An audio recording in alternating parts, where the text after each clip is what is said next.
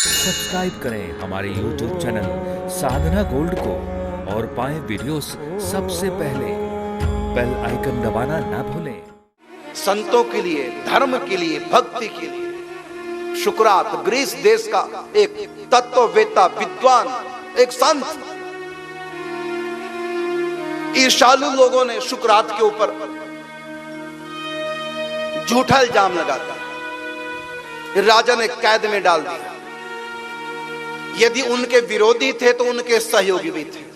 उनके सहयोगियों ने कहा सुकरात जी से, हम आपको जेल से छुड़ाने आए हैं और छुड़ा देंगे, बलपूर्वक, युक्तिपूर्वक।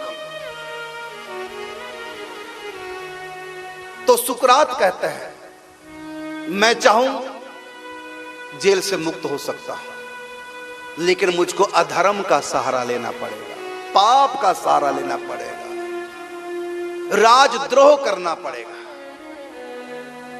यह मैं नहीं चाहता, नीति का त्याग करना नहीं चाहता।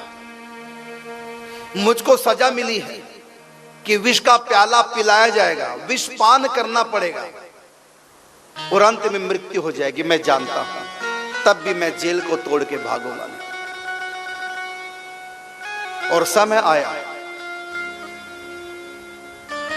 और अपनी सफाई में भी कुछ नहीं कहा। उनके ऊपर जो अभियोग लगाया था, जो सरकारी दंड का विधान हुआ था, स्वीकार कर लिया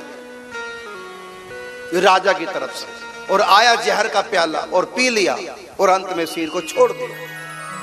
धर्म के साथ में सुकरात ने मरना स्वीकार किया, लेकिन अधर्म को लेकर के जीना स्वीकार नहीं किया। हिरण्यकश्यप भी तो यही कहता था, प्रहलाद को नारायण नाम को छोड़ दो और सब सुख तुम्हारे आगे। यदि इस नाम को नहीं छोड़ा, मरने को तैयार हो। प्रहलाद कहता है, प्रभु के नाम के साथ मैं मरना स्वीकार करता हूं, लेकिन प्रभु के नाम का परित्याग करके मुझको जीना स्वीकार नहीं।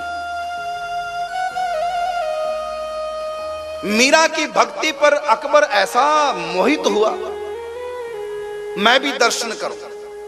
बीरबल ने मना किया था, नहीं जाता। लेकिन अकबर कहता, सुनो बीरबल, दर्श जरूरी करना है, मरने की तुम बात छोड़ दो, एक रोज तो मरना है। भले मेरी मृत्यु हो जाएगा, लेकिन मैं जाऊंगा। संतों के लिए धर्म की राह पे चल के मृत्यु अगर आ जाए तो समझो कि मृत्यु नहीं आई, बल्कि मृत्यु की मृत्यु आ गई। सदा के लिए मृत्यु मर गई। हर बार मौत हमको मारती है, लेकिन मौत स्वयं जीवित रहती है। जहां भी जन्म लेंगे वहीं पर हमारी मौत धीरे धीरे इंतजार करते, अंत में फिर हमको मार देती है मौत। और मौत हमको तो मारती है, स्वयं जीवित रहती है, फिर दोबारा से जन्म देती है, फिर मौत होती है।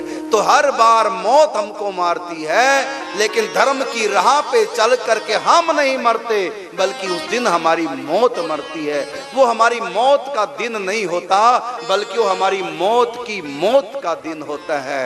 हमारी मौत मर गई तो हम अमर पदवी को प्राप्त हो जाएंगे। वो कैसे संभव? नाम जप के साथ, धर्म के साथ। इसलिए कहा कि यदि तुम नाम जप में लग गए, भक्ति में लग गए, धर्म में लग गए और भक्ति करते करते कहीं मौत आ गई, राम का नाम लेकर जो मर जाएंगे वो अमर नाम दुनिया में कर जाएंगे। ये ना पूछो कि मर कर किधर जाएंगे, वो जिधर भेज देगा उधर जाएंगे। टूट जाए ना माला कहीं नाम की, वरना अनमोल मोती बिखर जाएंगे। बात मानो ना मानो खुशी आपकी, हम मुसाफिर हैं फिर अपने घर जाएंगे। तो प्रहलाद कहता है कि नाम के साथ मुझको मरना स्वीकार है, लेकिन बिना नाम के, बिना भजन के जीना स्वीकार नहीं। और जिए हैं नाम के साथ, प्रत्येक क्षण प्रभु ने रक्षा की। तो इसलिए धर्म की राह पे चलने से दुखों की कौन कहे, मौत भी सामने खड़ी हो तब भी घबराना नहीं चाहिए। क्यों? ये अंतिम मरना है, जन्म मरण का सिलसिला रुकना है ऐसी मौत से। इसलिए धर्म के लिए, देश के लिए जो मृत्यु को प्राप्त होते हैं, वो दिन उनका, उसको पुण्य तिथि कहते हैं।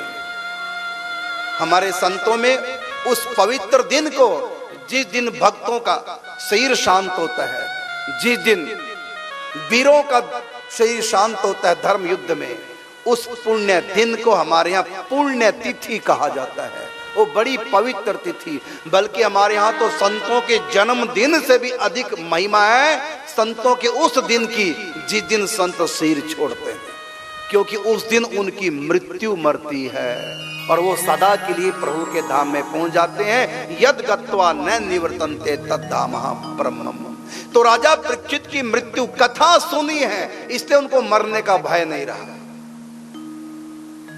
राजा परीक्षित कहते हैं, आज मेरी मृत्यु का दिन नहीं है, आज तो मेरी मृत्यु का दिन है। आज मैं शरीर को छोड़ करके उस अमर पदवी को प्राप्त करूंगा। माया को छोड़ करके माया के उस पार मायापति के पास जाऊंगा। अंधकार को छोड़ करके प्रकाश में जाऊंगा।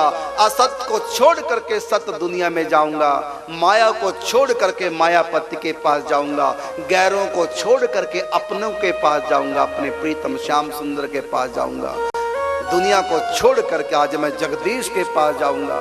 आज मैं मृत्यु के उस पार जाऊंगा। इसलिए मरने से मुझको बड़ी खुशी हो रही है। जिस मरने से जग डरे मोरे मन आनंद, मरने ही से पाइए पूर्ण परमानंद।